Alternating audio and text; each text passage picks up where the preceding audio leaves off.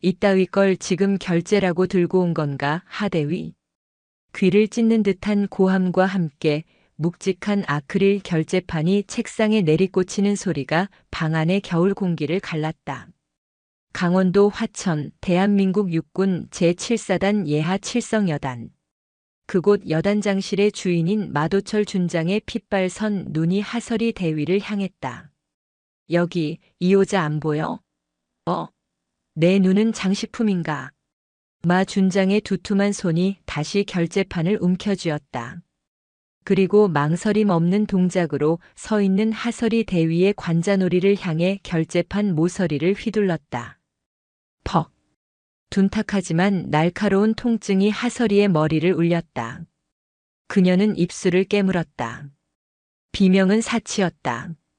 눈을 감는 것조차 허용되지 않았다.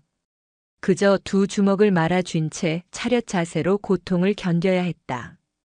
이마를 타고 뜨끈한 무언가가 흘러내리는 감각이 느껴졌다. 정신 똑바로 안 차려. 여기가 내년 놀이터인 줄 알아? 여기가 어딘 줄 알고. 마도철 준장은 방 안을 쿵쿵 울리며 걸어다녔다. 그의 어깨에 달린 하나의 별, 그 준장 계급장이 유난히 역겹게 빛났다. 그는 이 혹한의 땅 화천에서 왕이었다. 그의 말 한마디에 모든 것이 결정되었고 그의 심기를 거스르는 것은 곧 지옥을 의미했다. 내가 그 잘난 서울에서 곱게 자라서 그런가 본데 여긴 전방이야, 전방. 전쟁 나면 제일 먼저 내년 같은 것들부터 죽어나가는 곳이라고. 그런데 이따위 정신 상태로 부대원들 밥은 먹여 살릴 수 있겠어? 하설이는 군수참모부 소속 실무장교였다. 그녀가 올린 것은 다가올 혹한기 훈련의 유류 및 부식 확보 계획서였다. 결제 서류의 오자는 확보라 쓴 타자 실수 하나였다. 죄송합니다. 즉시 수정하겠습니다. 설이의 목소리는 떨리지 않았다. 그녀는 훈련된 군인이었다. 그녀는 고개를 숙이지 않았다. 다만 그녀의 시선은 마 준장의 책상 위에 놓인 값비싸 보이는 만년필에 고정되었다. 저 만년필은 지난주 이 지역 군납 건설업체 사장이 들고 왔던 것이다. 마 준장은 그와 1시간 넘게 웃으며 담소를 나눴다. 그리고 그날 이후 부대 내 시설 개선 공사업체는 이유 없이 변경되었다. 하설이는 모든 것을 알고 있었지만 아무것도 할 수 없었다. 그녀는 그저 대위였고 그는 준장이었다. 죄송하면 다야? 내가 지금 이 결제 하나 미루는 바람에 우리 장병들 훈련에 얼마나 막대한 차질이 생기는지 알아 몰라. 시정하겠습니다, 여단장님. 피가 턱 선을 타고 흘러 전투복 옷깃을 적셨다. 마도철은 그것을 보고도 눈 하나 깜빡하지 않았다. 오히려 만족스러운 듯 콧방귀를 뀌었다. 즉, 그러니 여군은 안 된다는 거야. 계집애가 군대에 와서 버티려니 얼마나 힘들겠어. 안 그런가, 하대위? 그냥 편하게 시집이나 갈 것이지. 성희롱에 가까운 모욕이었다. 하설이의 눈동자가 순간 타올랐지만 그녀는 곧 감정을 억눌렀다. 그녀는 지금 이 순간 하나의 생각만을 떠올렸다. 나는 하설이 대위다. 그저 하설이 대위일 뿐이다. 그녀가 이토록 모욕을 견디는 이유는 단 하나였다. 그녀의 아버지는 하강훈, 현 육군 참모총장이었다. 별 4, 대한민국 육군을 호령하는 대장이었다. 그녀가 육군 사관학교가 아닌 학군단 ROTC를 선택했을 때도 아버지는 묵묵히 지켜보았다. 임관 후 최전방인 화천 칠성 부대를 자원했을 때도 아버지는 딱 한마디 물었다. 후회하지 않겠느냐? 저는 아버지의 딸이 아니라 대한민국의 장교로 복무하고 싶습니다. 아버지의 이름에 기댄다는 말은 제군 생활 내내 듣고 싶지 않습니다.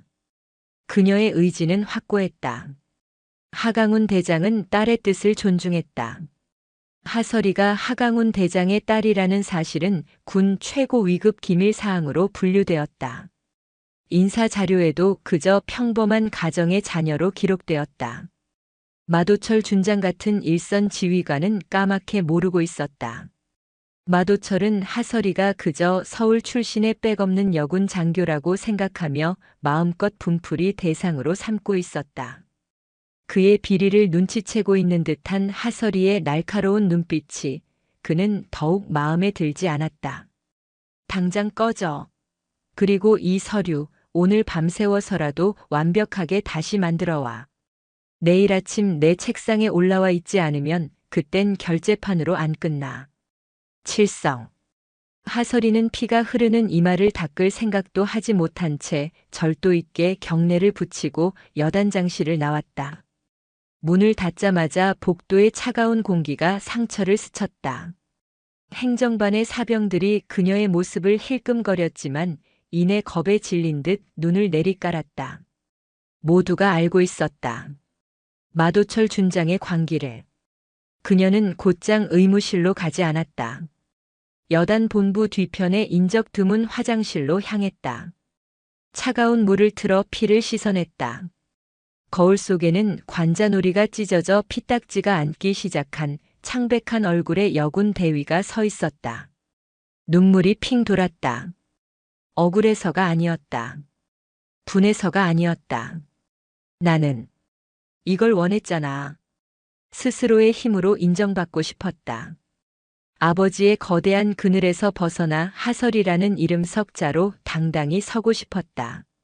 하지만 현실은 군복을 입은 폭력배의 결제판에 머리가 깨지는 굴욕이었다. 아버지, 저는 잘하고 있는 걸까요? 그녀는 전투복 주머니에서 진동이 울리는 것을 느꼈다. 힘겹게 손을 넣어 휴대전화를 꺼냈다. 발신자. 아버지. 하설이는 흐르는 눈물을 급히 훔쳤다. 목을 가다듬고 최대한 밝은 목소리를 쥐어짰다. 네, 아버지. 저 하설이입니다. 수화기 너머로 대한민국 육군 수장의 낮고 힘있는 목소리가 들려왔다. 설이야. 별일 없지? 목소리가 왜 그러나? 하설이는 거울 속에 자신을 바라보았다. 찢어진 상처, 멍든 자존심, 그리고 흔들리는 신념. 아닙니다. 여기 화천 공기가 좀 차가워서요. 모든 것 이상 없습니다. 칠성. 그녀는 결국 또다시 거짓말을 하고 말았다. 수화기 너머의 아버지는 딸의 그 미세한 떨림을 놓치지 않았다. 하강훈 대장의 눈이 깊게 가라앉았다. 하설이 대위는 여단장실의 육중한 문을 닫고 나왔다. 복도를 비추는 형광등 불빛이 유난히 차갑게 느껴졌다. 그녀의 관자놀이에서 흐르던 피는 멎었지만 찢어진 상처는 공기에 노출될 때마다 송곳으로 찌르는 듯 아팠다. 그녀는 아버지 하강훈 대장과의 통화를 끝낸 휴대전화를 전투복 주머니에 깊숙이 밀어넣었다. 이상 없습니다. 그녀가 내뱉은 거짓말은 그녀 자신을 향한 칼날이 되어 심장을 후벼 팠다. 아버지의 그 짧은 침묵.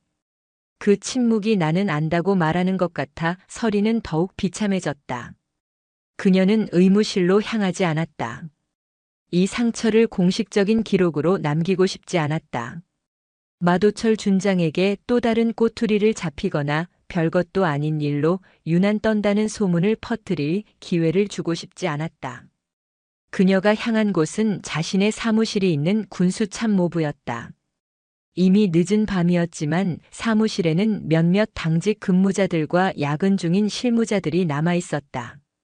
그녀는 최대한 상처가 보이지 않게 고개를 숙이며 자기 자리로 향했다. 하지만 어둠 속에서도 피냄새는 숨길 수 없었다. 하 대위님. 낮고 굵은 목소리가 그녀를 불렀다. 강민준 중사였다. 그는 칠성부대에서만 10년 넘게 복무한 베테랑 군수 담당관이었다. 툭 붉어진 광대뼈와 거친 손마디가 화천의 모진 풍파를 대변하는 듯한 사람이었다.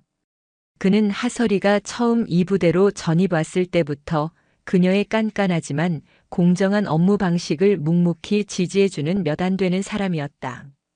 강 중사는 말없이 자신의 책상 서랍에서 구급 상자를 꺼내 들었다. 그리고 하설이의 책상으로 다가와 작은 소독약과 거즈, 의료용 테이프를 꺼내 놓았다. 복도 모퉁이에서 미끄러지신 겁니까? 오늘 유난히 바닥이 미끄럽더군요. 강 중사의 시선은 하설이의 상처에 고정되어 있었지만 그의 목소리는 무심한 듯 평이했다. 결제판이라는 단어는 그들 사이에 존재하지 않았지만 두 사람 모두 그 진실을 알고 있었다. 고맙습니다, 강 중사. 특히 어떤 방 앞은 더 조심하셔야 합니다. 그 방은 바닥 재질이 유난히 딱딱해서 한번 넘어지면 크게 다칩니다. 그의 말에는 뼈가 있었다. 하설이는 강 중사가 건넨 소독솜으로 상처를 꾹 눌렀다. 아픔보다 더한 서러움이 밀려왔다. 저는 괜찮습니다. 괜찮지 않아 보입니다. 강민준 중사가 단호하게 말했다. 그는 주변을 한번 쓱 둘러보고는 목소리를 낮췄다. 하 대위님. 대위님은 너무 고드십니다. 그게 군인의 본분 아닙니까? 이곳 화천에서는 너무 고든 나무는 가장 먼저 부러집니다. 특히 똥파리들이 꼬이기 시작하면 말입니다. 강민준 중사는 마도철 준장을 똥파리라고 불렀다. 그는 마 준장이 이 여단으로 부임해온 첫날부터 그를 경멸했다. 마 준장은 부임하자마자 장병들의 복지 예산을 삭감하여 자신의 관사를 호화롭게 꾸미는 일부터 시작했다. 하설이는 상처를 대충 갈무리하고는 마 준장이 집어 던진 결제 서류를 다시 펼쳤다. 화보. 그 오자 하나가 선명하게 보였다. 하지만 그녀의 눈이 주목한 것은 그 오자가 아니었다. 강 중사. 이번 혹한기 유류 보급 업체 말입니다. 동진 유업으로 바뀌었더군요. 네, 그렇습니다. 불과 이틀 전에 여단장님 직권으로 변경 지시가 내려왔습니다. 이상하지 않습니까? 기존 화천 석유가 훨씬 단가도 낮고 보급 안정성도 높았습니다.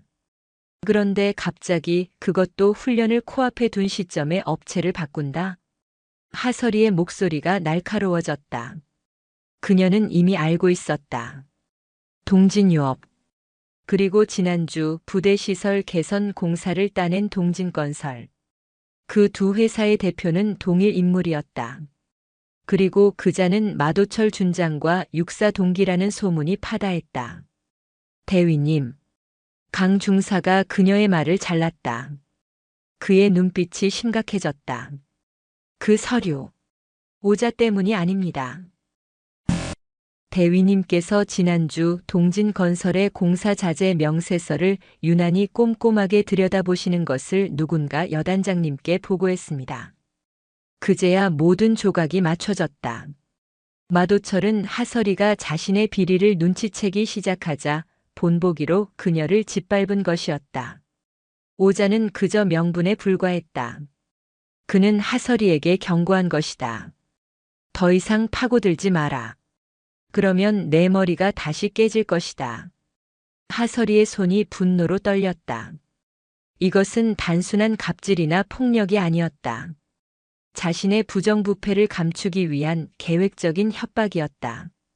그래서 강 중사님은 제가 어떻게 하길 바라십니까? 모른 척 하길 바라십니까? 강민준 중사는 한참 동안 말이 없었다. 그는 창밖의 어둡고 쓸쓸한 연병장을 바라보았다.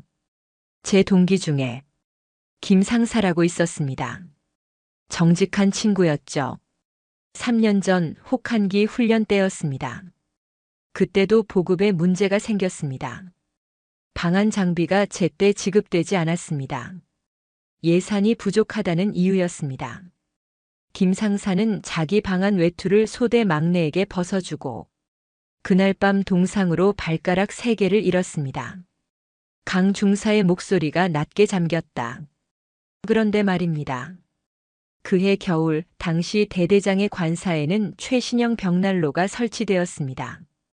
예산이 부족해서가 아니었습니다. 도둑 맞은 것이었죠. 그는 다시 하설이를 바라보았다. 그의 눈은 부하를 잃은 상사의 슬픔과 불의를 목격한 자의 분노로 이글거리고 있었다. 저는 대위님께 아무것도 바라지 않습니다. 다만 대위님마저 부러지시면 이 칠성 여단에는 정말 아무도 남지 않을 것 같아서 드리는 말씀입니다. 강 중사는 구급 상자를 챙겨 자기 자리로 돌아갔다. 부러지지 마십시오. 그 말은 하설이의 뇌리에 깊게 박혔다. 하설이는 찢어진 관자놀이의 통증을 애써 무시하며 컴퓨터 자판을 두드렸다. 확보로 고쳤다. 하지만 그녀는 거기서 멈추지 않았다. 그녀는 동진유업의 사업자 등록번호와 동진건설의 등록번호를 대조했다. 그리고 두 회사의 최근 거래 내역과 마도철 준장의 결제 라인을 하룻밤 내내 추적하기 시작했다.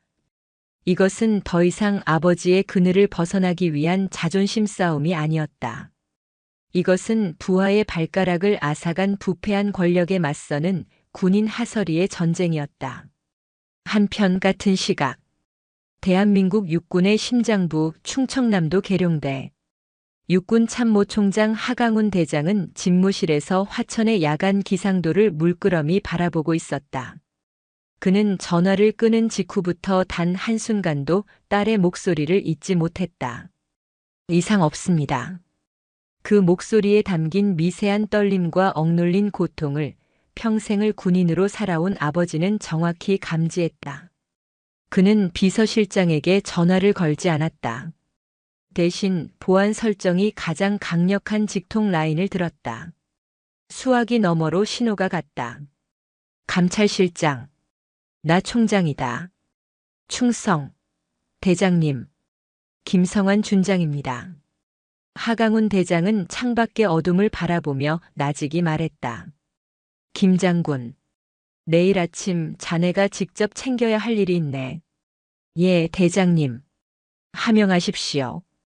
강원도 화천 칠성여단. 마도철 준장. 그 친구. 요즘 평판이 어떤가? 사사로운 감정 말고 부대 내 여론과 특히 군수 관련해서 깨끗한지 비공식적으로 아주 조용히 확인해주게. 칠성여단 말씀이십니까? 감찰실장의 목소리에 미묘한 긴장이 흘렀다. 그래. 아주 조용히. 내 이름은 거론되지 않아야 하네. 이건 명령이 아니라 내 개인적인 부탁일세. 알겠습니다, 대장님. 즉시 조치하겠습니다. 전화가 끊겼다. 하강훈 대장은 의자에 깊숙이 몸을 묻었다. 그는 딸을 믿었다. 하지만 동시에 그는 맹수를 다루는 조련사처럼 냉정했다. 만약 누군가 자신의 새끼를, 그것도 제복을 입은 자신의 딸을 건드렸다면 그는 대한민국 육군참모총장의 권한이 아니란 한 아버지의 분노로 그 대가를 치르게 할 생각이었다. 며칠이 흘렀다. 화천의 겨울은 더욱 맹렬해졌다. 하설이의 관자놀이에 난 상처는 보라색 멍과 함께 흉측한 딱지로 변해갔다. 그녀는 전투모를 더 깊게 눌러서 상처를 가렸다. 그녀는 밤마다 마도철 준장의 비리 증거를 수집했다. 강민준 중사가 몰래 건네준 자료들과 그녀가 군수 시스템에서 접근할 수 있는 모든 데이터를 대조했다. 유류 보급, 건설 자재, 심지어 장병들의 부시까지. 마도철의 탐욕은 거미줄처럼 부대 전체에 퍼져 있었다. 그는 장병들의 피와 땀을 빨아먹고 자신의 별을 빛내고 있었다. 문제는 이 모든 것이 교묘하게 합법적인 절차를 가장하고 있다는 것이었다. 서류상으로는 완벽했다. 하설이는 결정적인 증거, 즉 마도철과 동진 측이 직접 자금을 주고받은 내역이나 지시사항이 필요했다. 마도철 준장 역시 하설이의 움직임을 감지했다. 그날 밤 자신의 비리를 캐고 있다는 보고를 받은 이후 하설이를 향한 그의 압박은 더욱 노골적이고 치졸해졌다. 그날 아침 칠성여단은 전 장병이 도열한 가운데 주간 지휘관 정신교육을 받고 있었다. 살을 애는 듯한 바람이 연병장을 휘감았다. 수백 명의 장병들이 얼어붙은 땅 위에 부동자세로 서 있었다. 마도철 준장이 단상 위에 섰다. 그는 훈시를 시작하는 대신 매서운 눈으로 도열한 장교들을 훑어보았다. 그리고 그의 시선이 하설이 대위에게 멈췄다. 하대위. 그의 목소리가 마이크를 타고 연병장 전체에 울려 퍼졌다. 예, 여단장님. 하설이가 우렁차게 대답하며 한 걸음 앞으로 나섰다. 자네, 오늘 아침에 거울은 보고 나왔나? 전투모 벗어. 명령이었다. 하설이는 망설였다. 수백 명의 부하 장병들이 그녀를 주목하고 있었다. 전투모를 벗으면 그 흉측한 상처가 만천하에 드러날 터였다. 명령이다. 전투모 벗어. 하설이는 천천히 손을 들어 전투모를 벗었다. 차가운 바람이 그녀의 상처를 스쳤다. 관자놀이의 보라색 멍과 찢어진 상처가 아침 햇살 아래 적나라하게 드러났다. 장병들 사이에서 작게 술렁이는 소리가 들렸다. 마도철은 흡족한 듯 웃었다. 꼴 좋다. 아주 볼만하군. 하대위. 그 상처는 뭔가? 지난밤에 술이라도 마시고 넘어진 겐가? 아니면 우리 하대위가 여군이라고 특별 대우해줬더니 군기가 빠져서 제 몸 하나 간수 못한 건가? 이것은 명백한 모욕이었다. 자신의 폭행을 피해자의 부주의로 돌리며 전 부대원 앞에서 그녀를 조롱하고 있었다. 아닙니다. 아니긴 뭐가 아니야. 내년 하나 때문에 지금 우리 칠성여단 전체의 군기가 해이해졌다는 생각은 안 드나? 여군 장교가 얼굴이나 다치고 다니고 이게 무슨 망신인가? 그는 단상에서 내려와 하설이의 코앞까지 걸어왔다. 내가 그 잘난 서울에서 왔다고 했지? 여긴 화천이야. 여기선 내 그 반반한 얼굴이 아니라 내 능력과 군인 정신을 증명해야 한다. 그런데 지금 내 꼴이 뭔가? 군인인가 아니면 그냥 여자인가? 그의 입에서 여자라는 단어가 유독 강조되었다. 그것은 하설이의 성별 자체를 비하하는 군인으로서 받을 수 있는 최악의 모욕이었다. 하설이는 이를 악물었다. 피가 거꾸로 솟는 기분이었다. 그녀의 눈이 분노로 타올랐다. 그녀는 마도철을 노려보았다. 뭘 봐. 마도철이 나직이 은졸였다. 그리고 그는 하설이가 상상조차 못한 행동을 했다. 내 그 눈빛이 마음에 안 들어. 군기가 아주 덜 빠졌어. 하대위, 연병장 중앙으로 간다. 엎드려. 연병장의 정적이 흘렀다. 장교가 그것도 대위가 전 장병이 보는 앞에서 얼차려를 받으라는 것이었다. 이것은 단순한 모욕을 넘어 하설이의 지휘권과 자존심을 완전히 짓밟아 버리겠다는 선언이었다. 명령이다. 엎드려. 하설이는 천천히 연병장 중앙으로 걸어갔다. 그녀의 전투화가 얼어붙은 흙을 밟는 소리만이 유일하게 들렸다. 그녀는 이를 악물고 차가운 바닥에 두 손을 짚었다. 대가리 박아. 안 들리나? 대가리 박아. 내가 다친 그 머리, 그 잘난 머리 말이다. 이 연병장 바닥에 처박고 정신 차릴 때까지 반성해. 하설이는 눈을 감았다. 눈물이 뺨을 타고 흘러 얼어붙은 땅 위로 떨어졌다. 그녀는 천천히 머리를 숙였다. 그녀의 상처난 관자놀이가 수백 명의 부하들이 지켜보는 가운데 차디찬 흙바닥에 닿았다. 굴욕, 치욕, 그리고 사리에 가까운 분노. 강민준 중사는 대열 속에서 주먹을 부르쥐고 그 모습을 지켜보고 있었다. 그의 턱이 분노로 덜덜 떨렸다. 그는 저 미친 준장이 무슨 짓을 하고 있는지 똑똑히 보았다. 저것은 훈육이 아니었다. 저것은 한 인간에 대한 살해 행위였다. 똑똑히 봐라, 칠성여단 장병들. 군기가 빠지면 저 꼴이 나는 거다. 알겠나? 알겠습니다. 장병들의 목소리는 공허하게 울렸다. 그때였다. 하설이가 머리를 박고 있던 바로 그 순간 여단 본부 상황실의 비상벨이 요란하게 울리기 시작했다. 상황실장이 당황하며 단상 위로 뛰어 올라왔다. 여단장님, 여단장님. 뭐야, 이 새끼는. 지금 분위기 파악 못해. 그게 아닙니다. 지금. 상황실장은 숨을 헐떡이며 마도철의 귓가에 무언가를 속삭였다. 뭐? 마도철의 얼굴이 하얗게 질려갔다. 그는 믿을 수 없다는 듯 되물었다. 누가? 지금 어디에?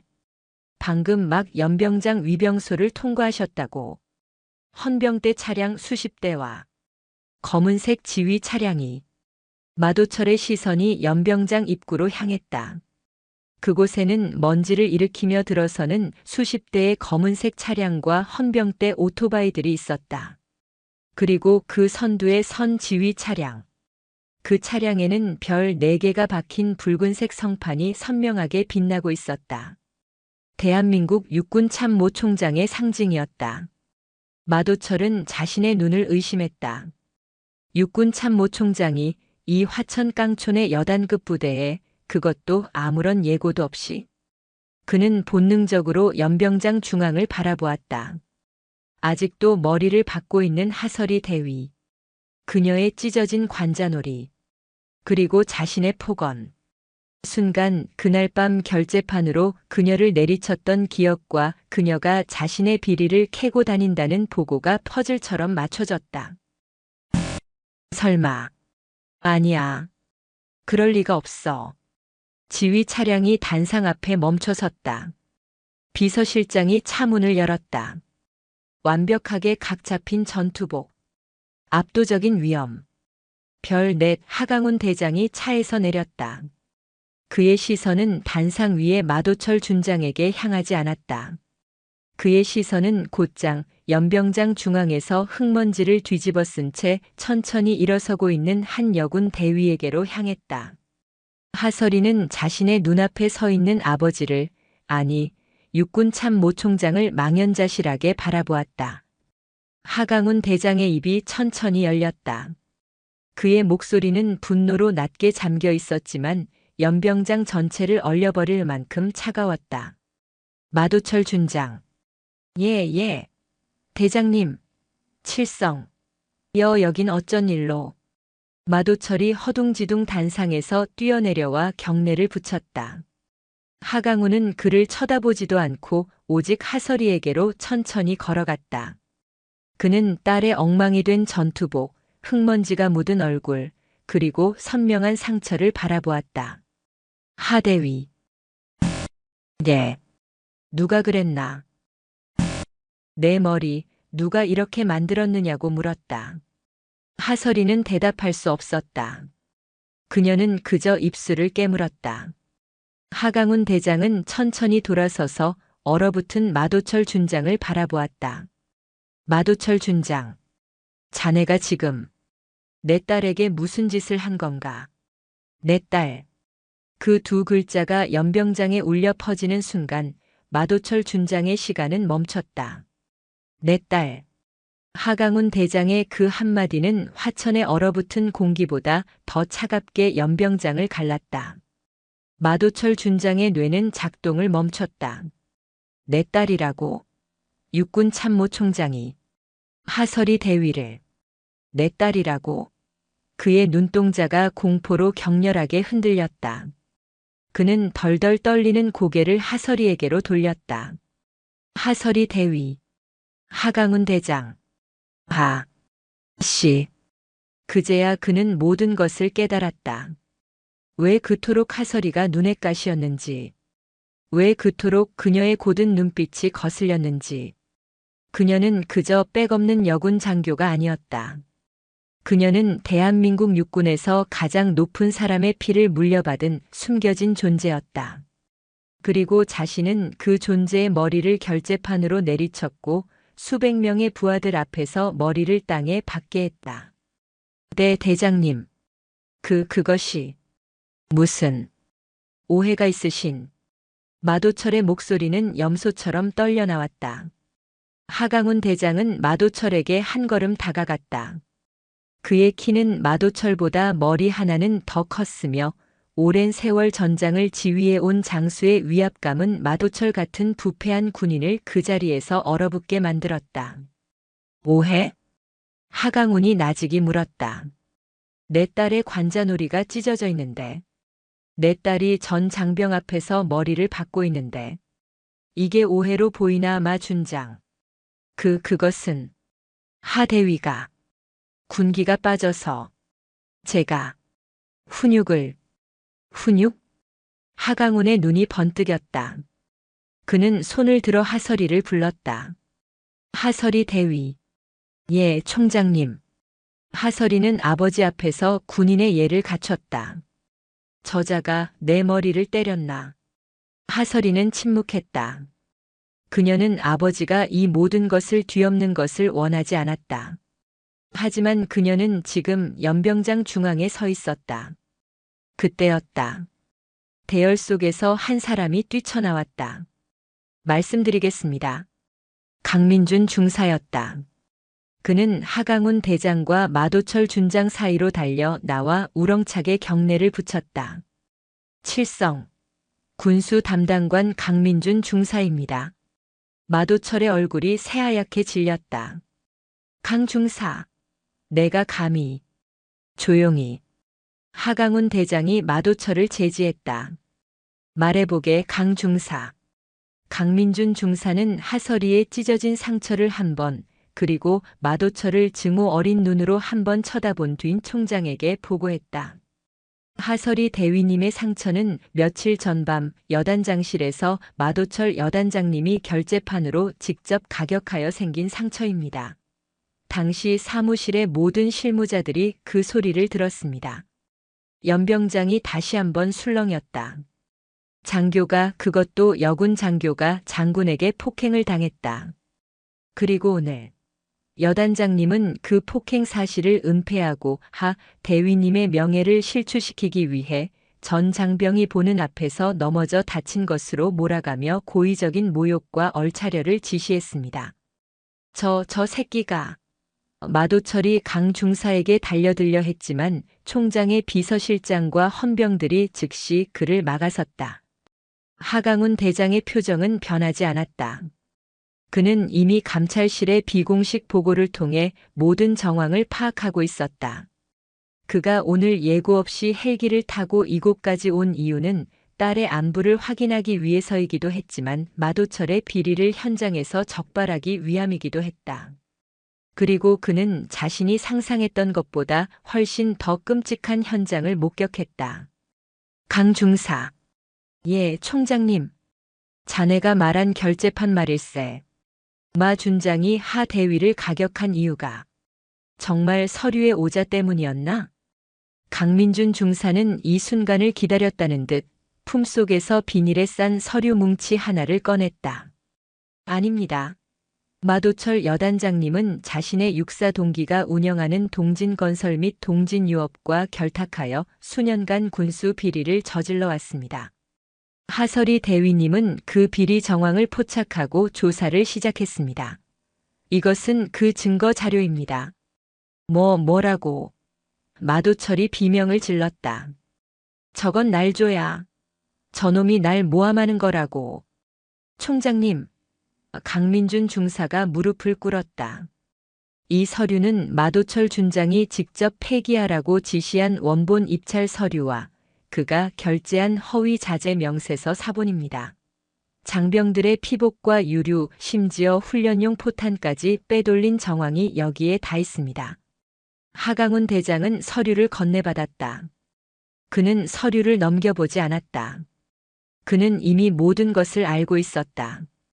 그가 어젯밤 감찰실장에게 지시한 것은 단순한 평판 조회가 아니었다. 그것은 마도철의 모든 자금 흐름과 통신 내역을 하룻밤 사이에 샅샅이 뒤지는 특별 감찰의 시작이었다. 마도철 준장. 하강훈이 얼어붙은 그를 불렀다. 자네는 군복을 입을 자격이 없다. 네, 대장님. 한 번만 기회를. 제가 다 내 놈에게 설명할 기회를 줄 생각 따위는 없다. 하강훈 대장이 손을 들었다. 연병장 입구에서 대기하고 있던 육군 중앙수사단 헌병들이 일제히 마도철에게로 달려왔다. 뭐 하는 짓이야? 이거 내가 누군 줄 알고. 나 칠성 여단장이야. 이거 놓으라고. 헌병 2명이 마도철의 양팔을 붙잡아 뒤로 꺾었다. 마도철 준장. 육군 헌병감이 차가운 목소리로 말했다. 그대를 특정범죄가중처벌법상 뇌물수수, 군사기밀보호법 위반 그리고 직권남용 및 초병 특수폭행 혐의로 현 시간부로 긴급 체포한다. 초병 특수폭행. 그것은 부하 장교를 무기인 결재판으로 폭행한 그에게 적용된 가장 무거운 죄목 중 하나였다. 아니야. 이건 꿈이야. 하대위. 하설이. 내가 나한테 어떻게 이래. 내 아버지가 총장이면 다야? 이게 내가 말하던 정의야. 마도철은 마지막까지 발악했다. 하설이는 그를 차갑게 바라보았다. 당신이 말하는 정의가 부하를 때리고 장병들의 피를 빨아먹는 것이라면 나는 그런 정의 따위 모릅니다. 그녀는 아버지에게로 걸어가 찢어진 상처에서 흐르는 피를 손등으로 닦아내며 경례를 붙였다. 육군 대위 하설이. 보고 드립니다. 칠성여단 군수참모부. 이상 없습니다. 그것은 그녀가 아버지에게 했던 거짓말, 이상 없습니다와 같은 말이었지만 그 의미는 완전히 달라져 있었다. 그것은 이제 모든 불의가 바로잡혔다는 진정한 보고였다. 하강훈 대장은 딸의 경례를 받았다. 그는 수백 명의 장병들 앞에서 자신의 손수건을 꺼내 딸의 상처를 직접 닦아주었다. 아니다. 설이야. 그의 목소리가 처음으로 부드럽게 떨렸다. 많이 아팠겠구나. 이제 됐다. 이제 아버지가 다 처리한다. 하강훈 대장은 하설이의 어깨를 두드려준 뒤 다시 돌아서서 전 장병을 향해 말했다. 칠성여단 장병 여러분. 여러분은 오늘 군의 명예를 더럽힌 한 명의 부패한 지휘관을 목격했다. 하지만 동시에 그의 목소리가 연병장을 울렸다. 불의에 굴복하지 않고 자신의 신념을 지킨 하설이 대위와 진실을 밝히기 위해 목숨을 건 강민준 중사라는 2명의 진정한 군인을 목격했다. 이들이야말로 우리 칠성부대의 진정한 명예다. 하강훈 대장은 강민준 중사를 일으켜 세웠다. 강 중사의 용기에 깊은 감사를 표하네.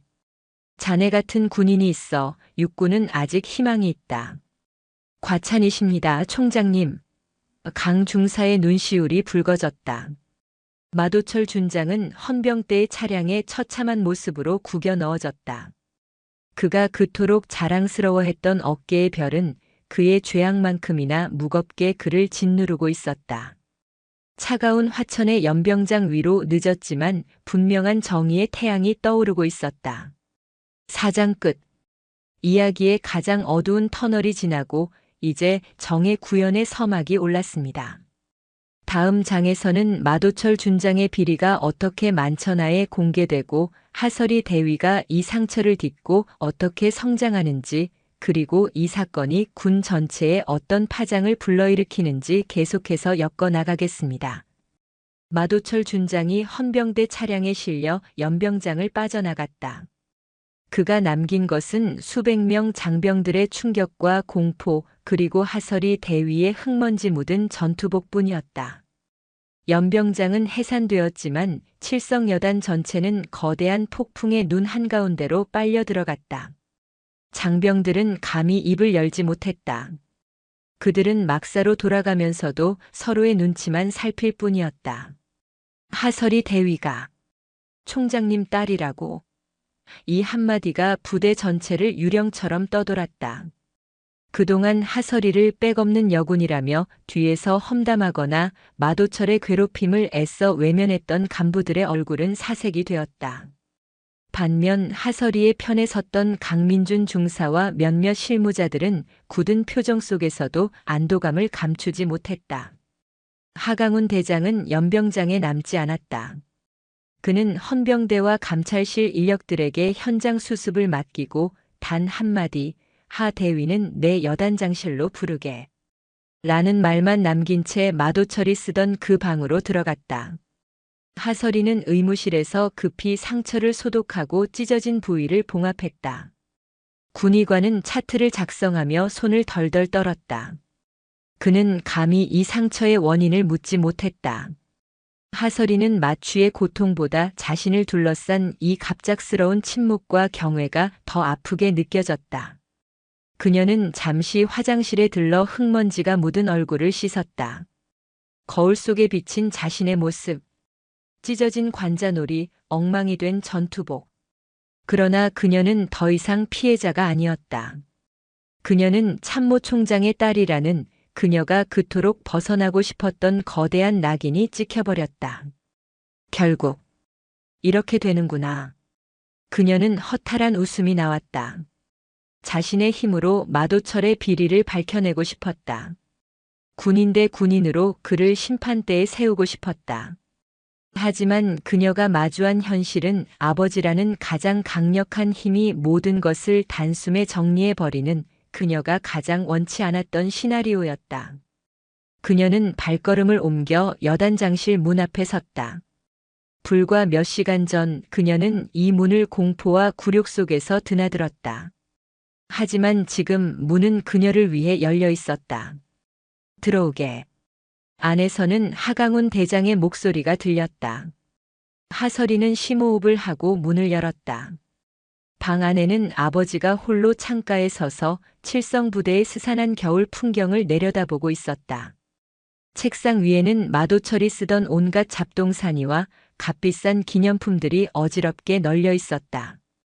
육군 대위 하설이 들어왔습니다. 하설이가 경례를 붙였다. 하강훈 대장은 천천히 돌아섰다. 그의 시선은 딸의 얼굴에 붙은 하얀 거즈에 머물렀다. 그의 눈에 장군으로서의 위엄은 사라지고 오직 아버지로서의 고통과 미안함이 어렸다. 앉아라. 그는 총장이 아닌 아버지의 목소리로 말했다. 하설이는 망설이다가 마도철이 앉던 그 의자가 아닌 방문객용 소파에 꼿꼿이 앉았다. 정적이 흘렀다. 하강훈은 책상 위에 결제판을 집어들었다. 마도철이 하설이를 내리쳤던 바로 그 아크릴 덩어리였다. 그는 그것을 물끄러미 바라보다가 쓰레기통에 처박듯 내던졌다. 이런 개만도 못한 놈. 그의 입에서 평생 군인으로 살아오며 좀처럼 내뱉지 않았던 욕설이 흘러나왔다. 언제부터였나? 저놈이 내게 손찌검한 게 언제부터였냐고 물었다. 하설이는 입술을 깨물었다. 이번이 처음은 아니었습니다. 그런데 왜? 하강훈의 목소리가 떨렸다. 왜 이예비에게 말하지 않았나? 내가 이런 꼴을 당하고 있는데 왜 나는 까맣게 모르고 있어야 했나? 그것은 질책이 아니었다. 그것은 딸을 지키지 못한 아버지의 절규였다. 하설이는 고개를 들었다. 그녀의 눈에도 눈물이 고였다. 말씀드리면 이렇게 될 줄 알았으니까요. 설이야. 저는 아버지의 딸이 아니라 하설이 대위로 인정받고 싶었습니다. 제 힘으로 이겨내고 제 힘으로 저런 부패한 군인을 솎아내고 싶었습니다. 아버지께 전화하는 순간 저는 그저 아빠한테 이르는 나약한 여군 장교가 될 뿐이었습니다. 그게 죽기보다 싫었습니다. 그래서 내 머리가 깨지는 한이 있더라도. 하강훈이 버럭 소리를 질렀다. 내가 군인 이전에 내 딸이라는 생각은 안 해봤나? 내가 다치는 것보다 내 자존심이 더 중했단 말인가? 죄송합니다. 죄송하다는 말하라고 온 게 아니야. 하강훈은 딸의 앞에 주저앉듯 무릎을 굽혔다. 그는 딸의 거즈를 만져보려다 차마 손을 대지 못하고 거두었다. 화천으로 오겠다고 했을 때, 아니, 내가 군인이 되겠다고 했을 때부터 말렸어야 했다. 이아비가 잘못했다. 이 험한 곳에 너를 혼자 두는 게 아니었는데. 이아비가 어리석었다. 한평생 누구에게도 굽힌 적 없는 사성 장군이 딸 앞에서 눈물을 보이고 있었다. 하설이의 마음이 무너져 내렸다.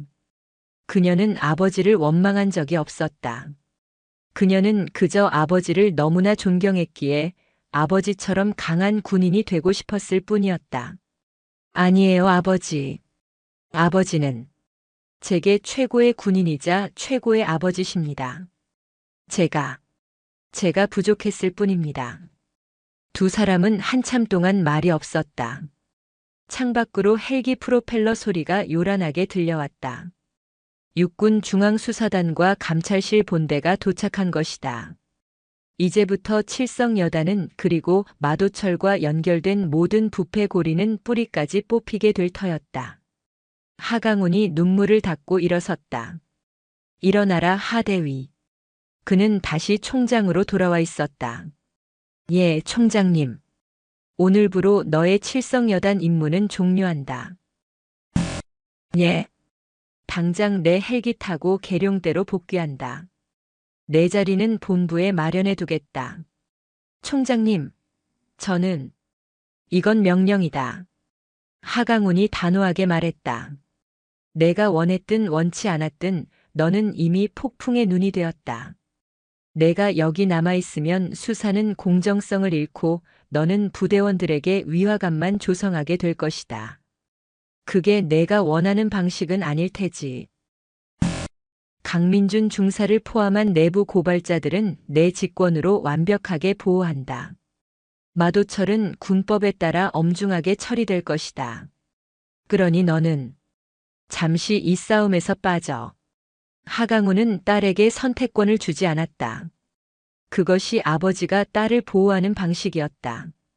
하설이는 더 이상 반박할 수 없었다. 아버지의 말이 모두 옳았다.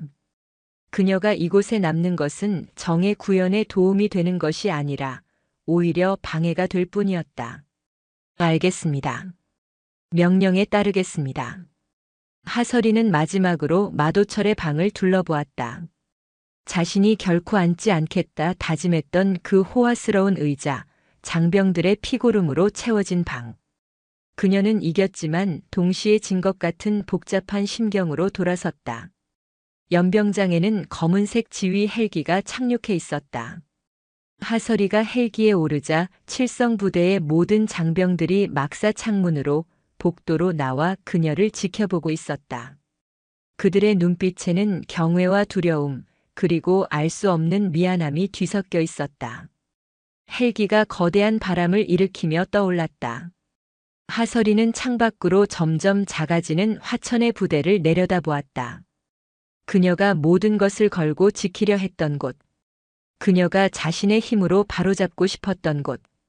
그녀는 떠나지만 심판은 이제 막 시작되고 있었다. 하설이 대위가 계룡대로 복귀한 다음 날 대한민국군 전체가 발칵 뒤집혔다.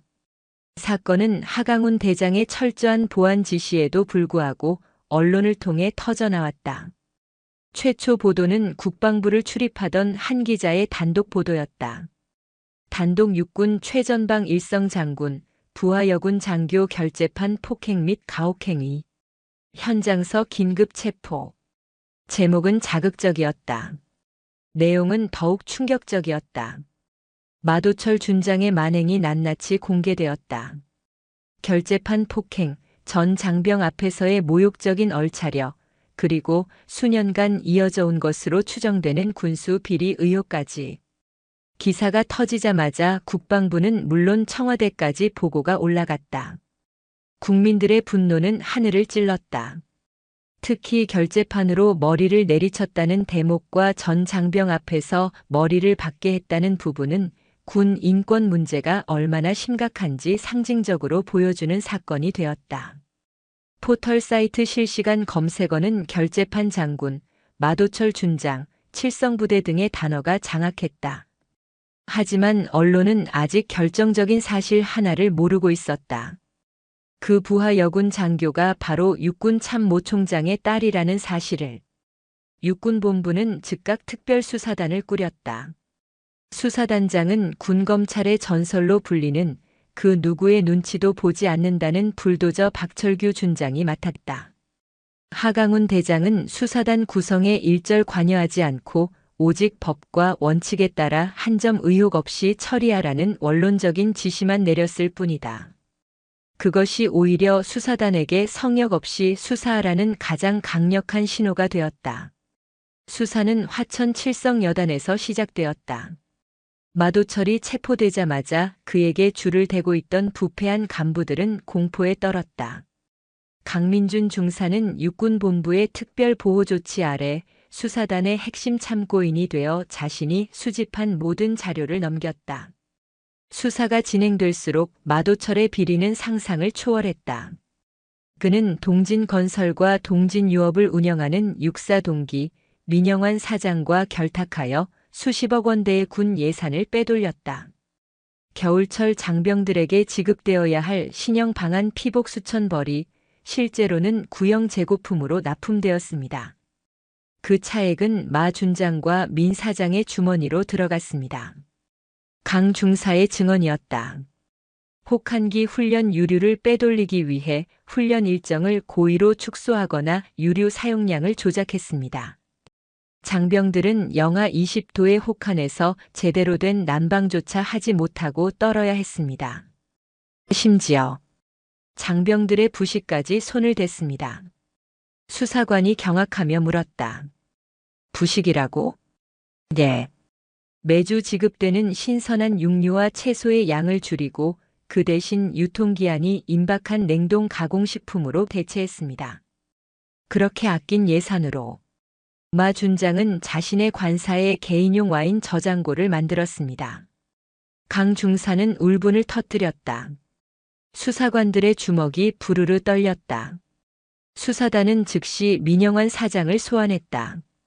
민 사장은 처음에는 혐의를 완강히 부인했다. 억울합니다. 저는 정상적인 입찰 절차를 통해 계약했을 뿐입니다. 마 준장과는 동기지만 사적인 거래는 일절 없었습니다. 하지만 수사단이 마도철의 차명 계좌 내역과 민영환의 법인카드 사용 내역을 동시에 제시하자 그의 얼굴은 잿빛으로 변했다. 민영환의 법인카드로 결제된 수천만 원짜리 명품 시계가 마도철의 부인에게 선물로 들어간 것이 확인되었다. 이것도 정상적인 입찰 절차의 일환이었나? 박철규 수사단장의 서슬 퍼런 질문에 민영환은 결국 무너졌다. 마도철. 그자가 먼저 요구했습니다. 여단장으로 부임하자마자 저를 불러 자네 사업, 내가 돕지 않으면 화천에서 발도 못 붙일 것이라며 협박했습니다. 저는 어쩔 수 없었습니다. 그의 변명과 함께 마도철이 직접 서명한 이중 장부와 내부 결제 서류들이 쏟아져 나왔다. 한편 계룡대 육군본부 하설이 대위는 본부 군수참모부 산하의 한적한 사무실로 임시 발령을 받았다. 그녀는 총장님 딸이라는 이유로 그 어떤 업무에서도 배제되었다. 모두가 그녀를 어려워했고 그녀에게 말을 거는 것조차 부담스러워했다. 그녀가 원했던 것이 이런 것은 아니었다. 나는 괴물인가? 그녀는 자신이 마치 전염병 환자처럼 격리되어 있다는 느낌을 받았다. 마도철은 법의 심판을 받겠지만 자신은 아버지 백을 쓴 장교라는 주홍글씨를 평생 달고 살아야 할지도 몰랐다. 그녀는 수사단에 공식 진술서를 제출했다. 마도철의 폭행과 폭언, 그리고 자신이 인지했던 비리 정황을 6장에 걸쳐 빽빽하게 작성했다. 그녀의 진술서는 그 어떤 감정도 배제한 채 오직 팩트만을 기록했다. 그녀의 진술서가 수사단에 도착했을 때 박철규 준장은 진술서를 한참 동안 말없이 읽어내려갔다. 이게 대위가 쓴 글이라고? 예, 그렇습니다. 하설이 대위가 직접 작성하여 제출했습니다. 이건 군인의 글이다.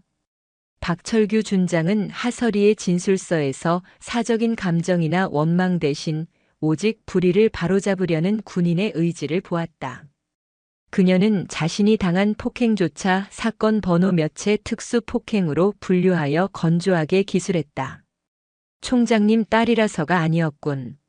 박철규가 중얼거렸다. 이 정도의 통찰력과 강단이 있었기에 그 지옥 같은 곳에서 버티며 증거를 찾을 수 있었던 게야. 그는 즉시 하강훈 대장에게 직보했다. 총장님, 하설이 대위의 진술 받았습니다. 이것만으로도 마도철의 폭행 혐의는 완벽하게 입증됩니다. 존경스럽습니다. 저런 딸을 두셔서. 하강훈은 아무 말 없이 수화기를 들고 있었다.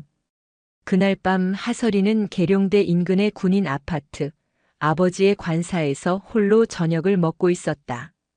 텔레비전에서는 결재판 장군 뉴스가 연일 시끄럽게 흘러나왔다.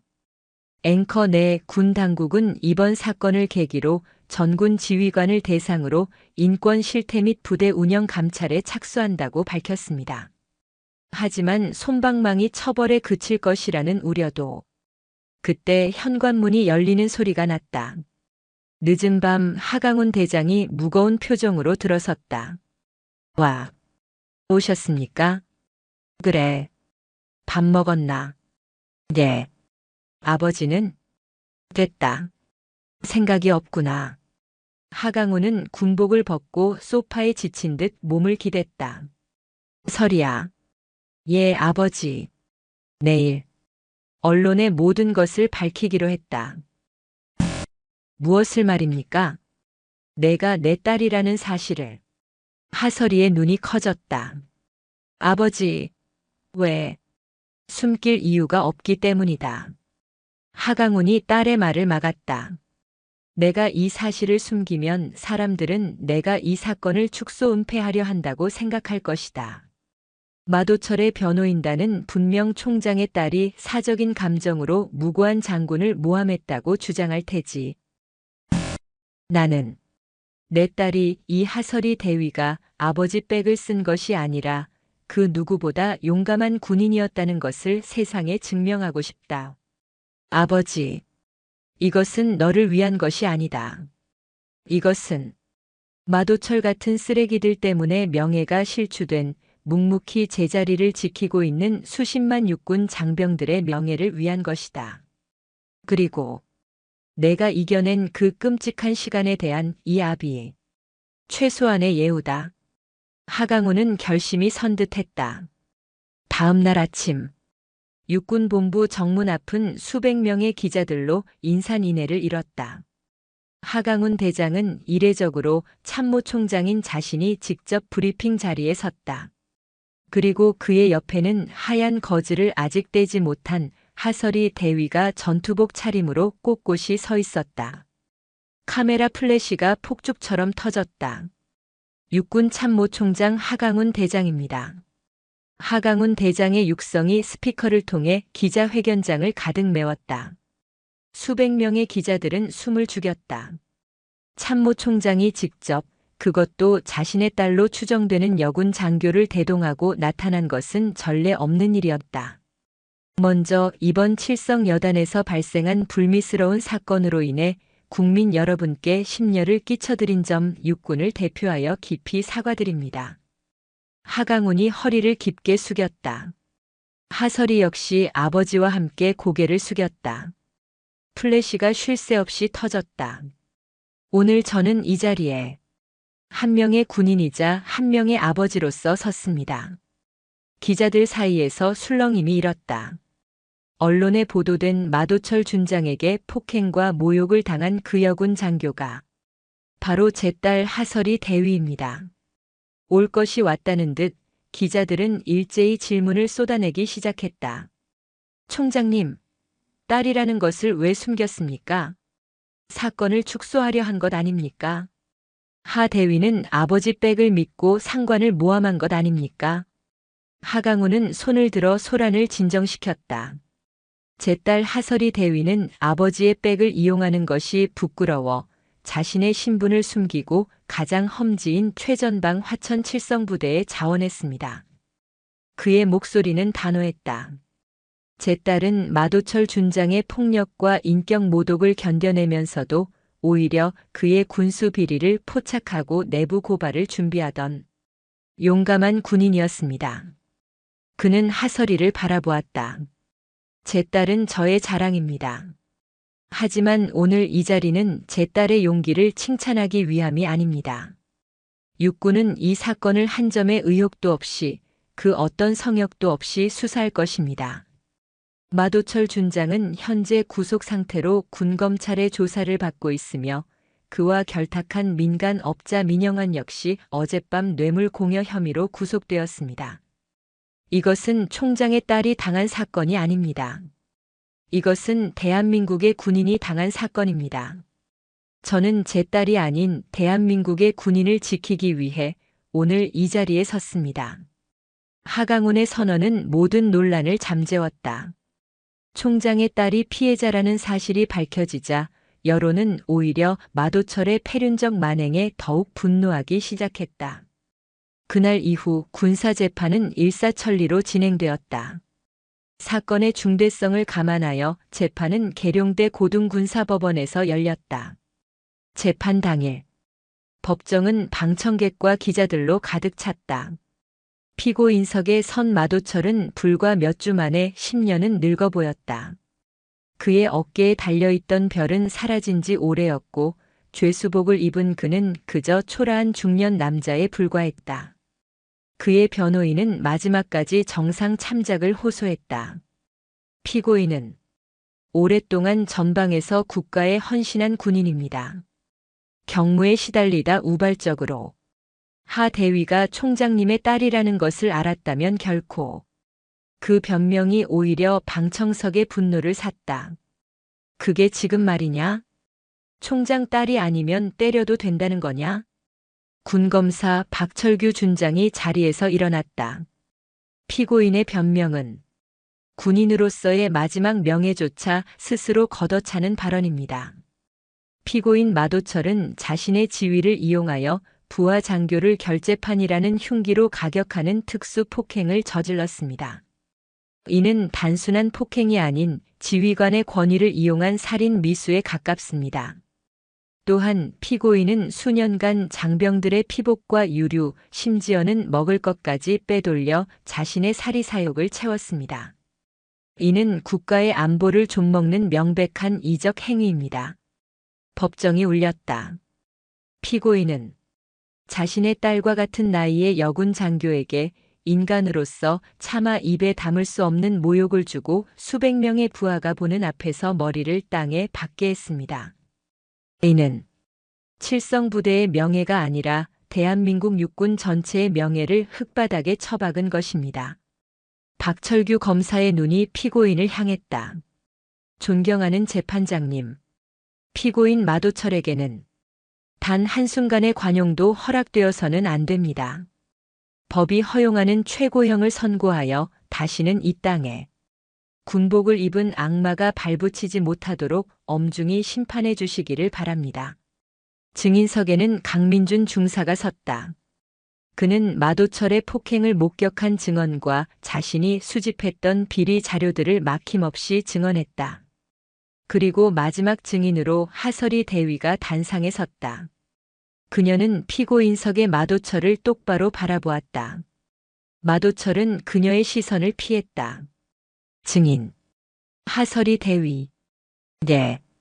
증인은 피고인 마도철을 용서할 수 있습니까? 법정 전체가 숨을 죽였다. 하설이는 천천히 입을 열었다. 저는 피고인을 용서할 자격이 없습니다. 용서는 그 혹한의 겨울에 피고인이 빼돌린 방한 장비 대신 낡은 외투를 입고 훈련받다 발가락을 잃은 김 상사님이 하셔야 할 일입니다. 그녀는 강민준 중사가 말했던 그 김 상사의 이야기를 꺼냈다. 용서는 피고인이 훔쳐간 예산 때문에 유통기한 지난 냉동식품을 먹어야 했던 이름 모를 우리 칠성부대 용사들이 해야 할 일입니다. 그리고 저 개인적으로는 하설이의 목소리가 떨렸지만 그녀의 눈빛은 확고했다. 저를 폭행한 것은 어쩌면 참을 수 있었을지 모릅니다. 하지만 피고인이 저의 성별을 모욕하며 여자라는 이유로 군인 전체의 명예를 더럽힌 것은 결코 용서할 수 없습니다. 저는 피고인에 대한 엄중한 처벌을 원합니다. 그것은 피해자의 호소가 아니라 불의를 고발하는 군인의 외침이었다. 최종 선고. 재판장은 서류를 내려놓고 마도철을 바라보았다. 피고인 마도철. 네. 피고인은 군인의 명예를 스스로 포기했다.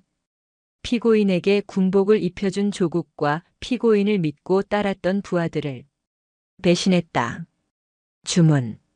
피고인 마도철을 특정범죄가중처벌법 위반, 직권남용, 특수폭행 등 모든 혐의를 인정하여 징역 15년에 처한다. 15년. 또한 피고인의 모든 군인 연금을 박탈하고 육군에서 불명예 전역을 명한다. 땅.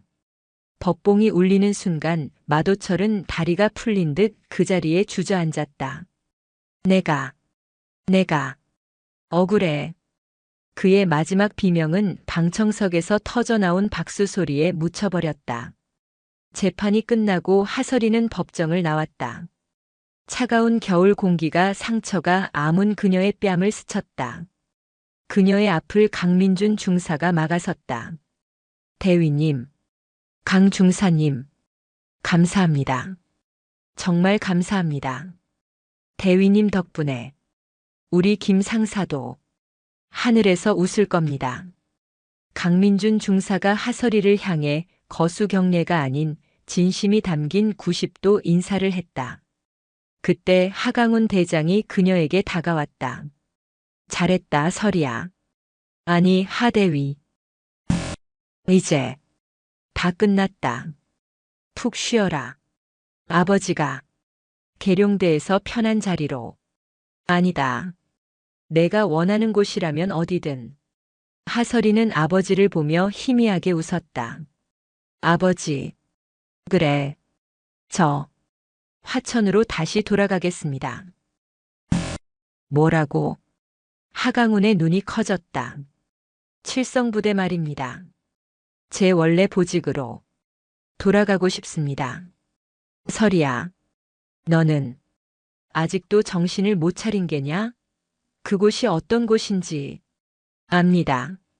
그래서 돌아가야 합니다. 하설이의 눈빛이 그 어느 때보다 빛나고 있었다. 저는 총장님 딸로 도망친 사람이 아니라 칠성부대를 다시 일으켜 세운 하설이 대위로 기억되고 싶습니다. 마도철은 사라졌지만 아직 그 부대에는 강 중사님처럼 훌륭한 군인들이 남아 있습니다. 그들과 함께 다시 시작하고 싶습니다. 하강훈은 딸의 얼굴을 한참 동안 바라보았다. 그의 딸은 그가 생각했던 것보다 훨씬 더 강인한 군인이 되어 있었다. 좋다. 하강훈이 마침내 웃었다. 그것이 내 딸 하설이 대위의 뜻이라면 육군 참모총장으로서 명을 받들겠다. 하설이 대위가 다시 화천 칠성부대의 위병소를 통과하던 날 부대는 기이한 침묵에 휩싸여 있었다. 그녀가 육군 참모총장의 헬기를 타고 떠났던 날과는 정반대의 풍경이었다. 그녀는 평범한 지휘 개통 복귀 절차를 밟아 일반 작전 차량을 타고 돌아왔다. 하지만 위병소 근무를 서던 초병들은 그녀의 얼굴을 확인하는 순간 얼어붙었다. 칠성, 고생하셨습니다. 그들의 경례는 평소보다 2배는 더 요란했고 2배는 더 경직되어 있었다. 그들의 시선은 하설이의 얼굴이 아닌 그녀의 어깨 너머 보이지 않는 거대한 존재, 별 4개의 그림자를 향해 있었다. 하설이는 쓴웃음을 삼켰다. 그녀는 돌아왔지만 이곳은 그녀가 알던 그 부대가 아니었다. 그녀가 군수참모부 사무실 문을 열었을 때 모든 소음이 멎었다. 타자 소리, 서류 넘기는 소리, 잡담 소리. 모든 것이 그녀의 등장과 함께 진공 속으로 빨려 들어갔다. 편히들 근무하게. 그녀의 목소리에 앉아있던 실무자들이 일제히 자리에서 벌떡 일어났다. 칠성, 하 대위님, 아니 복귀를. 그들은 당황했고 공포에 질려 있었다. 마도철이 휘두르던 결제판보다 더 무서운 것이 바로 참모 총장의 딸이라는 시선이었다. 그녀는 그저 존재하는 것만으로도 부대 전체를 얼어붙게 만드는 권력이 되어 있었다. 강 중사님, 잠시 저 좀 보시죠. 하설이는 자신의 책상으로 가지 않고 곧장 강민준 중사를 불렀다. 강 중사만이 유일하게 평소와 다름없는 굳은 표정으로 그녀를 맞이했다. 두 사람이 탕비실로 들어서자 강 중사가 먼저 입을 열었다. 괜찮으십니까? 그것은 그녀의 신분이 아닌 그녀의 상처를 묻는 질문이었다. 관자놀이 말입니까? 흉터는 조금 남았습니다. 하설이가 상처가 아문 자리를 무덤덤하게 매만졌다. 그것 말고 지금 대위님을 향한 이 시선들 말입니다. 모두가 대위님을 두려워하고 있습니다. 이것이 대위님께서 원하시던 겁니까? 아닙니다. 그럼 어떻게 하실 겁니까? 강 중사의 눈이 날카로워졌다. 이곳 칠성여단은 마도철이라는 폭군이 사라졌지만 이제는 총장님의 딸이라는 새로운 왕을 모시게 되었습니다. 저들은 대위님이 눈이라도 한번 흘기면 제2의 마도철처럼 헌병대에 끌려갈까봐 두려워하고 있습니다. 하설이는 창밖을 바라보았다. 앙상한 겨울나무 가지들이 바람에 흔들리고 있었다. 그래서 제가 돌아온 겁니다, 강 중사. 저들이 저를 두려워하는 것은 제가 아직 아무것도 보여주지 못했기 때문입니다. 그들은 하설이 대위를 보는 것이 아니라 제 뒤에 계신 아버지를 보고 있습니다. 그렇다면 제게 향한 그 시선들을 제가 직접 거두어내야지요. 어떻게 말입십니까? 마도철이 남긴 쓰레기들을 제 손으로 직접 치울 겁니다. 하설이는 그 길로 임시 여단장 대리로 와 있던 부여단장 대령을 찾아갔다.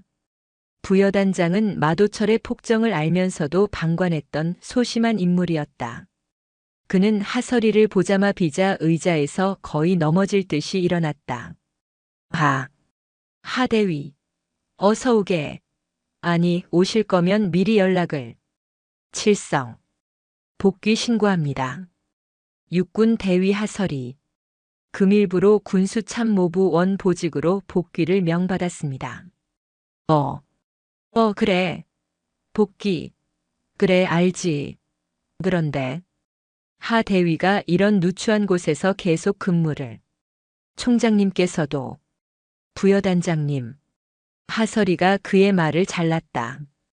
저는 총장님의 딸이기 이전에 이 부대의 군수참모 장교입니다. 그리고 지금부터 여단장실 사용은 제가 하겠습니다. 뭐라고? 제가 쓰겠다는 것이 아닙니다. 하설이는 차갑게 말했다. 이 방은 마도철 준장이 우리 장병들의 피를 빨아먹던 범죄 현장입니다. 부여단장님께서는 이 방에서 결제를 받는 것이 편하십니까? 저는 제가 폭행당했던 이 방을 볼 때마다 그날의 치욕이 떠오릅니다. 부여단장의 얼굴이 하얗게 질렸다.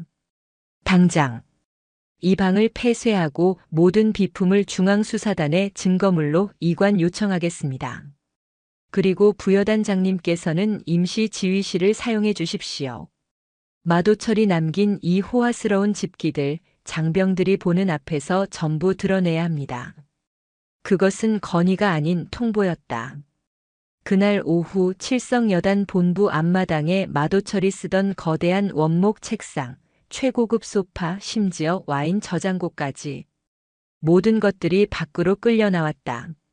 장병들은 멀찍이서 그 광경을 지켜보았다. 하설이는 그 물건들 앞에서 전 장병을 집합시키지 않았다.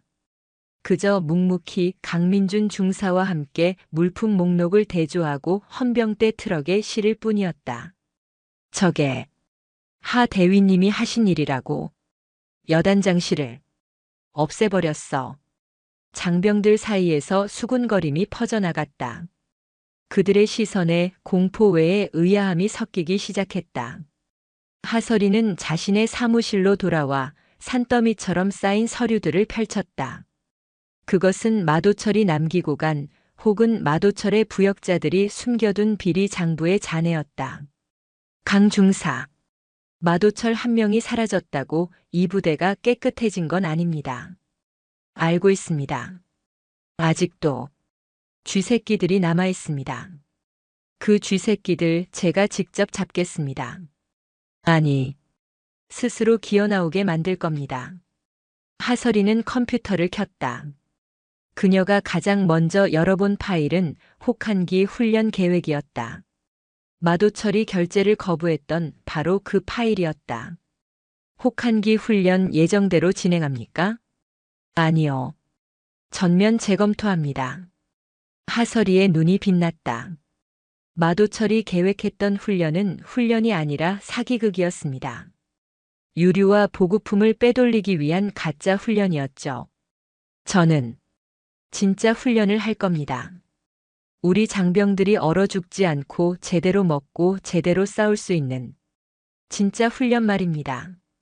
그녀는 밤을 새워 서류를 검토했다. 그녀의 사무실 불은 다음 날 새벽이 되어서야 꺼졌다. 장병들은 아직도 그녀를 두려워했다. 하지만 몇몇은 밤늦도록 꺼지지 않는 군수참모부 사무실의 불빛을 보며 어쩌면 마도철이 아닌 다른 별이 이 부대에 뜬 것일지도 모른다고 생각하기 시작했다. 하설이 대위의 귀환은 칠성여단의 미묘한 긴장감을 불어넣었다.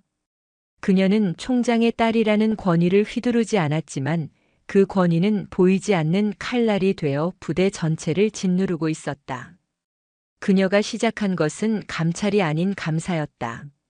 저는 여러분을 처벌하러 온 것이 아닙니다. 하설이는 군수참모부 전 간부와 실무자들을 회의실에 모았다. 마도철 밑에서 침묵했던 이들, 혹은 소극적으로 동조했던 이들이 그녀의 눈치를 살폈다. 마도철 준장은 법의 심판을 받았습니다. 하지만 그가 남긴 이 썩은 시스템은 여전히 우리 발목을 잡고 있습니다. 그녀는 스크린에 2개의 장부를 띄웠다.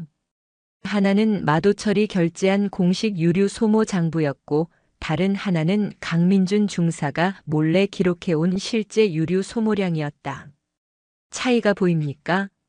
서류상으로 우리 부대는 매일 수천 리터의 등유를 난방으로 소모했습니다.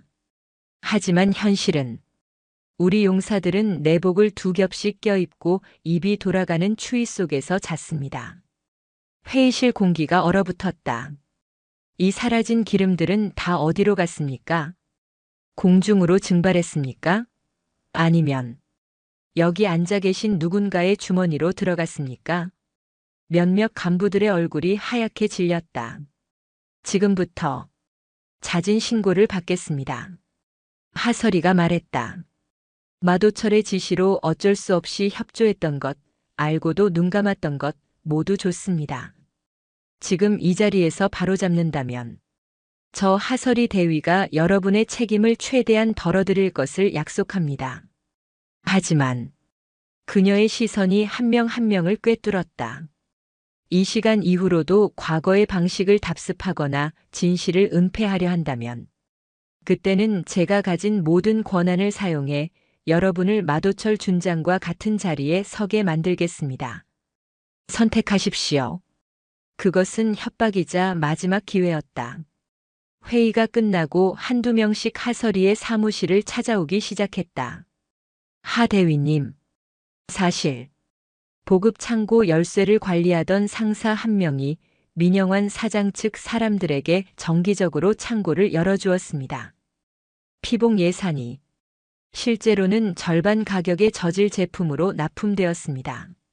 서류는 제가 조작했습니다. 죄송합니다. 양심 선언이 쏟아져 나왔다. 하설이는 그 모든 것을 기록했다. 그녀는 그들을 처벌하지 않았다. 대신 그들에게 속죄할 기회를 주었다. 잘못을 인정했으니 이제 바로잡으십시오. 김 상사, 지금 당장 창고 재고 전수조사에서 부족한 피복 수량 단 한 벌까지 정확하게 보고하십시오. 박중희, 자네가 조작한 서류, 자네 손으로 다시 원상복구시키게. 그리고 부족한 예산은 내가 책임지고 본부에 요청하겠네. 총장의 딸이라는 권위는 바로 이럴 때 쓰는 것이었다. 하설이는 아버지가 아닌 육군본부 군수참모부에 정식으로 공문을 보냈다. 전임 지휘관 비리로 인한 물자 손실 및 혹한기 훈련 차질 우려보고. 공문은 즉각 처리되었다. 며칠 뒤 칠성여단 창고에는 이전에는 구경도 못했던 최신형 방한 피복과 전투 식량, 그리고 난방용 유류가 산더미처럼 쌓이기 시작했다. 장병들의 눈이 달라졌다. 이거 정말 신형 전투화 맞냐? 내 발에 딱 맞는데? 생활관에 정말 기름 넣어준다. 오늘 밤에는 안 얼어 죽어도 되겠다.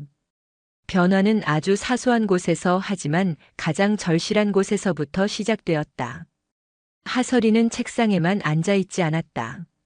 그녀는 강민준 중사와 함께 여단 내 모든 막사와 초소를 직접 돌았다.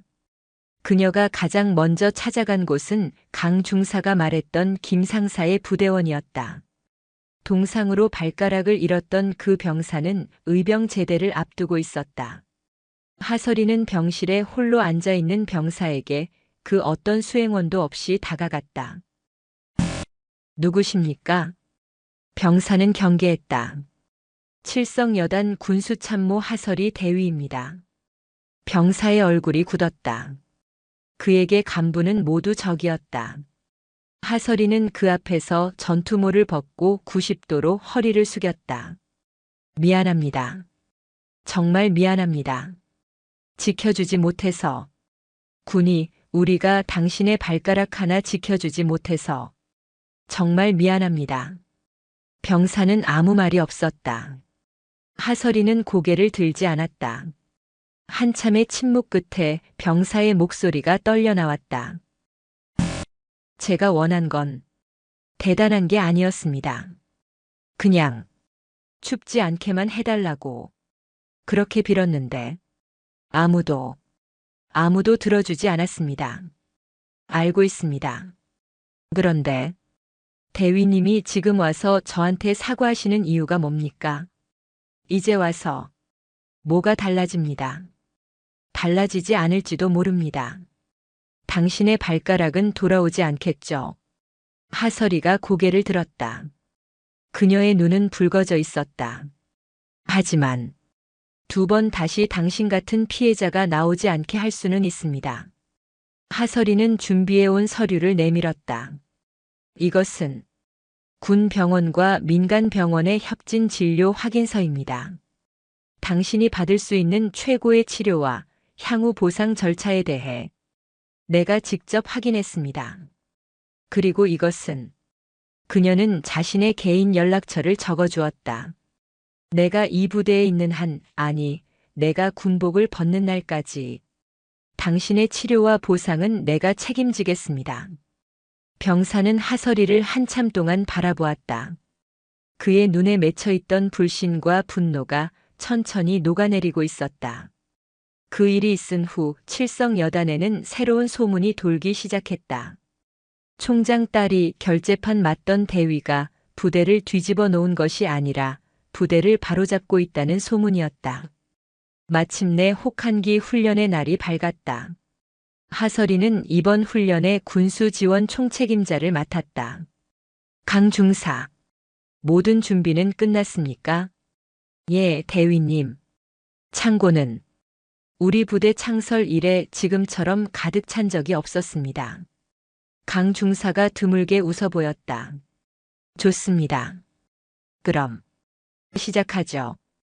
우리 장병들이 더 이상 춥고 배고픈 군대가 아니라는 것을 증명해 보입시다. 그해 겨울 화천에는 수십 년 만에 폭설과 한파가 몰아닥쳤다. 혹한기 훈련이 시작된 첫날 밤 기온은 영하 25도까지 떨어졌다. 칠성여단의 훈련장.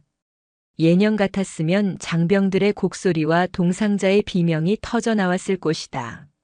하지만 그날 밤 칠성여단의 수경지는 달랐다. 야, 텐트 안이 따뜻하다. 이거 봐라. 핫팩이 남아돈다. 발바닥에도 붙였다.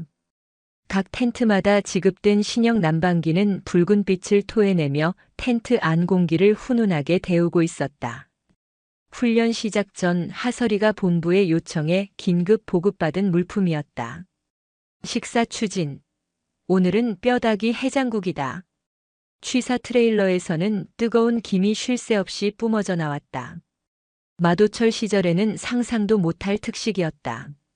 하설이는 부식 예산을 정상화한 뒤 훈련 중인 장병들의 사기를 위해 야간 특별 메뉴를 직접 편성했다.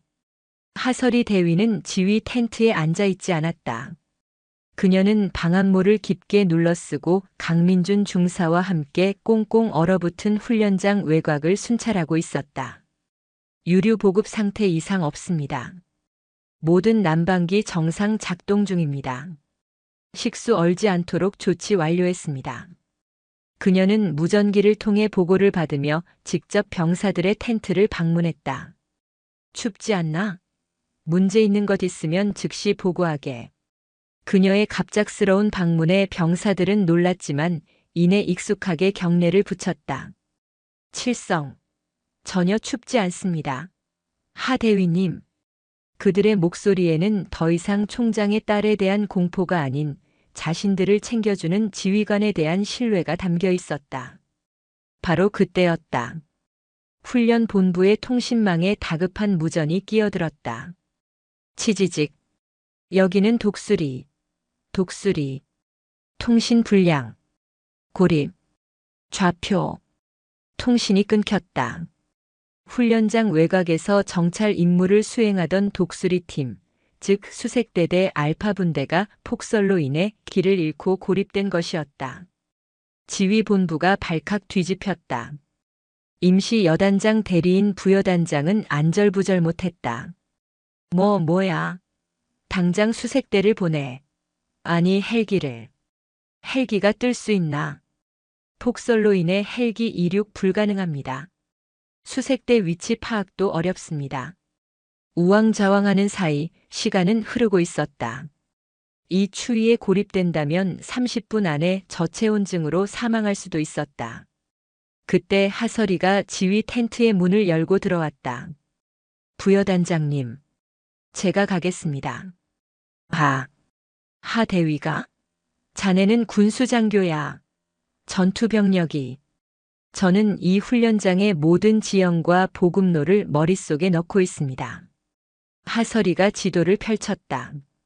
독수리 팀의 마지막 교신 지점은 마석 고개입니다. 그곳은 바람이 심해 눈이 쌓이면 차량이 접근할 수 없는 곳입니다. 그럼 어쩔 텐가? 제가 마도철 준장의 비리를 조사하며 훈련장 일대의 모든 비인가 루트를 확인했습니다.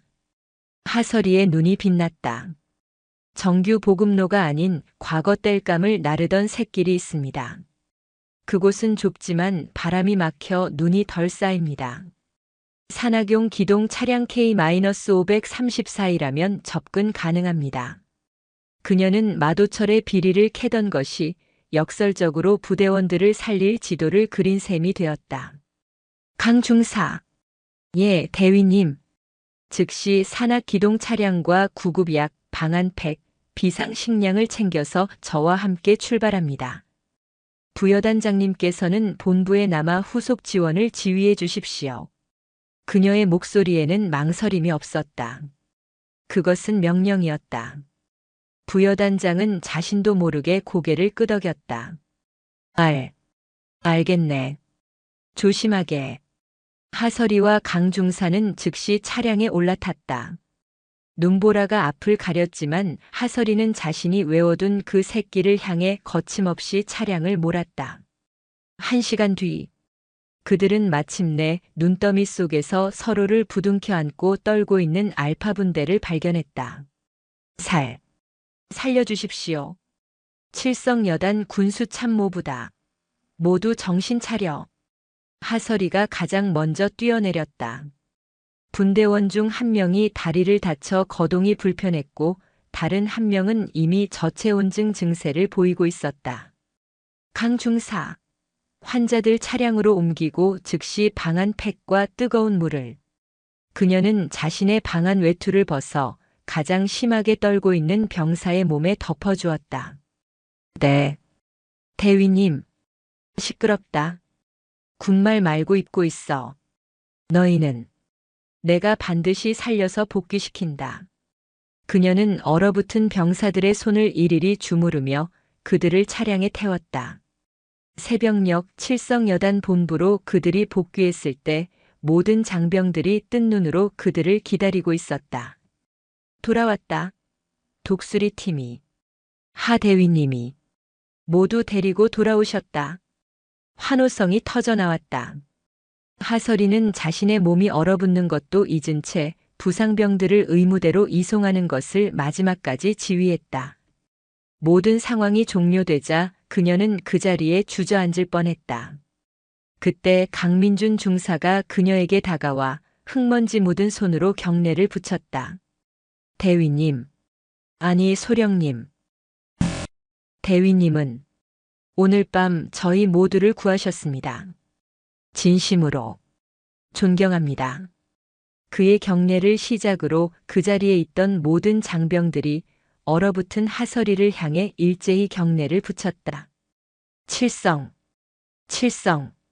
그것은 공포의 경례가 아니었다. 그것은 총장의 딸에게 보내는 아부가 아니었다.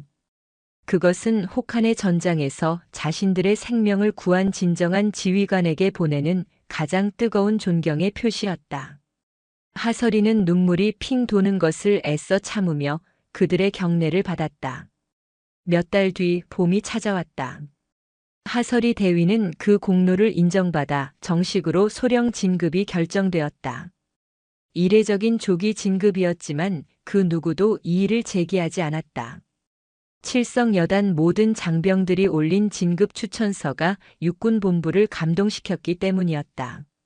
진급식이 열리던 날, 하강훈 대장이 이번에는 참모총장이 아닌 아버지의 자격으로 휴가를 내어 화천을 찾았다.